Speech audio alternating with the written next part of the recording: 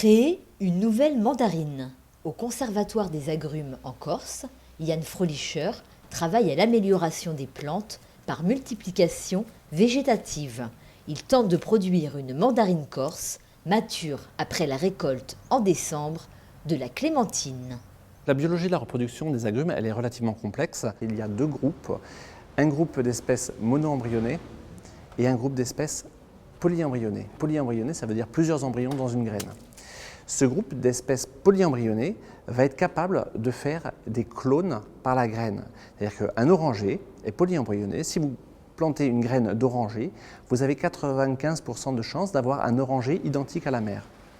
Alors que si vous prenez une graine monoembryonnée, c'est-à-dire un embryon dans la graine, comme le clémentinier ou comme les pamplemoussiers, et bien là vous avez 100% de chances d'avoir un hybride. Et c'est évidemment cette population de monoembryonnés qu'on va utiliser pour le programme de création variétale. Donc là, ici, on a un tangelo, donc un hybride mandarine par pomelo, et on va lui apporter du pollen de mandarinier pour essayer d'avoir un fruit un peu plus petit, mais assez tardif dans la saison, de qualité, acidulé, sucré, juteux et d'épluchage facile.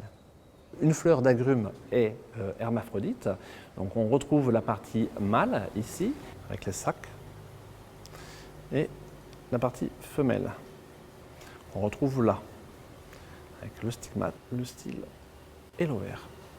On va choisir des fleurs pour faire la fécondation contrôlée.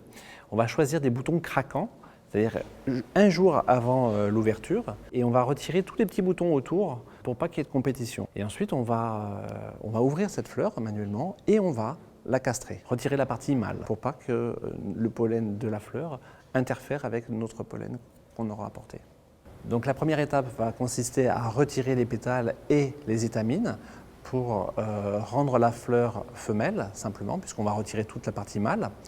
Puis on va apporter le pollen, on féconde le stigmate, et une fois qu'on a fait cet acte de fécondation, on met une petite bague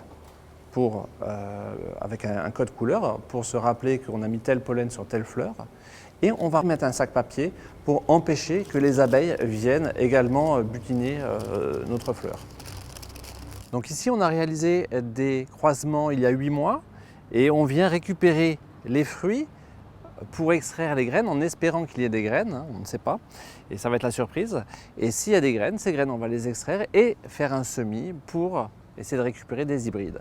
Attention, certaines variétés d'agrumes sont stériles, comme les oranges Valencia ou Washington Navel.